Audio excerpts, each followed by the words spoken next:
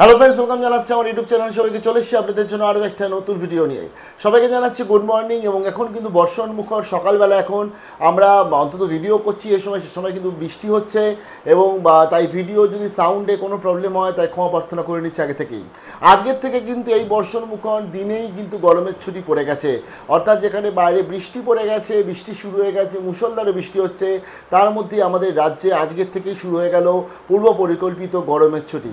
তবে এই গরমের ছুটি যে শুরু হওয়ার সাথে সাথে কিন্তু আজকে বিশেষ করে যে বোর্ড বা যে পর্ষদ বা সংসদ রয়েছে তারা ভালো করে বুঝতে পেরেছে যে এই গরমের ছুটি 50 দিন, 60 দিন, নাকি 10 দিন, 12 দিন, কদিনের জন্য চলবে তারা নিজেরাও জানে না।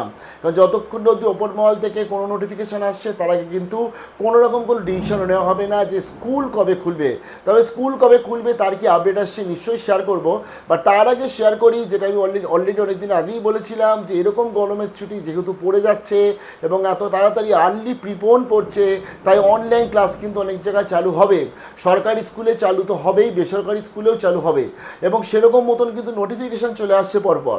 প্রথমে জানিয়ে দিই, উচ্চ মাধ্যমিক যে আমাদের শিক্ষা সংসদ রয়েছে তারা স্কুলকে রিকোয়েস্ট করছে, তারা জানাচ্ছে তাদের যে সেমিস্টার পরীক্ষা রয়েছে সেটা সেপ্টেম্বরে রয়েছে, তার জন্য জানিয়ে দিচ্ছে semester 3 may be conducted on online mode during the summer vacation. অর্থাৎ স্কুলকে জানানো হচ্ছে যে অনলাইনের মাধ্যমে যাতে ক্লাসগুলো করানো হয়।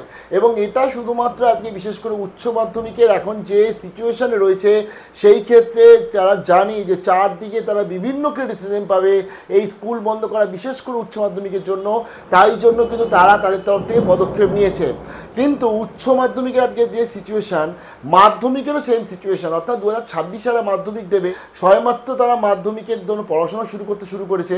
তো সেখানে দাঁড়িয়ে তাদের প্রি টেস্ট আছে, টেস্ট আছে, পরপর পরীক্ষা রয়েছে, সেখানে দাঁড়িয়ে তাদের জন্য কিন্তু কোনো ক্লাস অনলাইনে ক্লাস করানোর জন্য বিধান এখনও অবধি WBBSE বা মধ্যশিক্ষা পর্ষদ দেয়নি। এটা খুব দুঃখের ব্যাপার।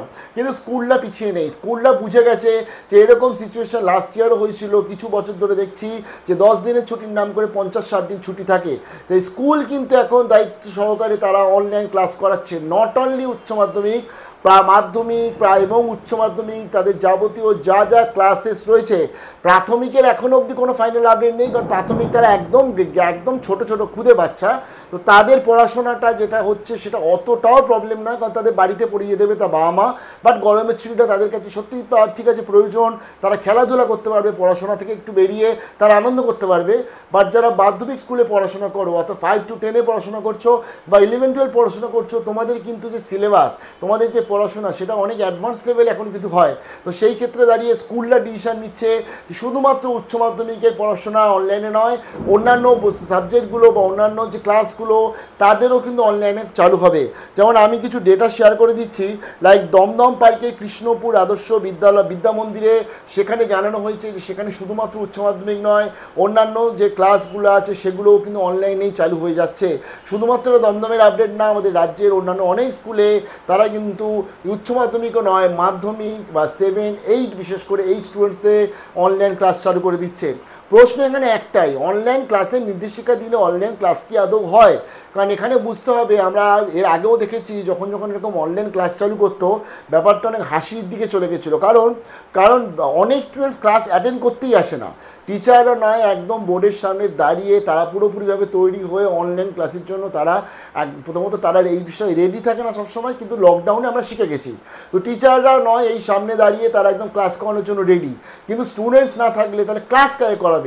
দেখা যায় অনেক সময় যে এই অনলাইন ক্লাস কিন্তু অনেক স্টুডেন্টস অ্যাটেন্ডই করে না, কারণ এটা অ্যাটেন্ড করাটা বাধ্যতামূলকও নয়। তো সেখানে দাঁড়িয়ে গিয়ে এটা কতটা সাকসেস হবে সেটা একটা দেখা। তবে যারা উচ্চ মাধ্যমিকে 3rd সেমিস্টার পড়ছো, জানিয়ে দিই তোমাদের এই 3rd সেমিস্টার 4th সেমিস্টার মিলে ফাইনাল পরীক্ষা। তাই যদি তোমাদের স্কুল যখনই ক্লাস করাবে তোমরা ক্লাসগুলো কিন্তু অ্যাটেন্ড করো।